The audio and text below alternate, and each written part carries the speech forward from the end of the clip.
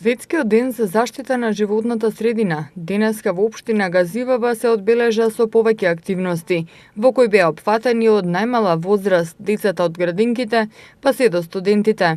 Еко-волонтерскиот клуб и кариерниот центар при Факултетот за земјоделски науки и храна со повеќе активности денеска во детската градинка Детска радост, објект Сончоглед, го одбележаа Светскиот ден за заштита на животната средина. Овој настан во кој дечињата се едуцираа за селектирање, рециклирање и пренамена на материјалите е дел од глобалната платформа на кариерниот центар при Факултетот за земјоделски науки и храна, насловена Градиме здрава, безбедна и зелена иднина, која 4 години се спроведува со цел поголема заштита на животната средина. Од есен ќе започне и нова кампања Ајде да садиме, зелена и оригинална иднина да градиме, а и ќе се работи на зголемување на процентот на зеленило во урбаните средини, со цел да се заштитат граѓаните од загадениот воздух во Скопје. Свесни сме сите за загаденоста на урбаната средина во Скопје и направивме така една платформа со активности за да придонесеме до зголемување на процентот на зеленило пред се во Скопје. Почнуваме со уредување на училишни дворови на градинки во општина Газибаба, со зголемување на бројот на плодородни дрви. Значи тоа е еден така малку поизменет сегмент. Свеста за заштита на животната средина кај децата е поголема, додека кај повозрастните е попроблематична, но оди кон подобро.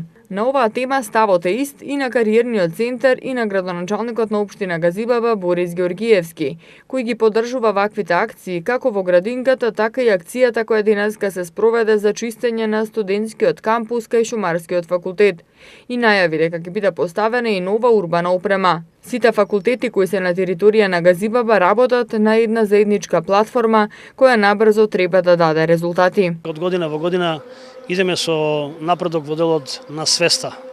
Свеста кај помладата генерација и популација далеку е посериозна и поприфатлива, за разлика од повозрастните каде што ќе треба повеќе време да ги вклучиме, за да можат навистина да ги разберат пораките кои што ги праќаме. Ние сами треба да се грижиме за човековата околина и непосредната здравје кој што пред се можеме сами да го обезбедиме околу делот на рециклирањето, на она што представува најголем проблем сега, тоа се дивите депонии и несовесното фрлање на отпадоци и ѓубре на јавните површини. Представува предизвик и на мене како градоначалник и на јавните предпријатија, доколку не се создаде чувство дека секој е одговорен на одреденото место и локација да го фрли, а да нема потреба никој од службите, дури ни луѓето што се вработени во јавните предпријатија да одат по нив, за да можат подсвесно да научат дека треба на одреденото место и локација да го фрлат ѓубрето.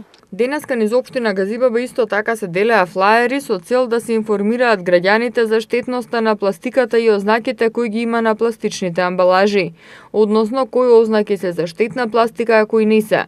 Делењето флаери и информирањето за пластиката е во организација на Сдруженијето на граѓани Екозвон.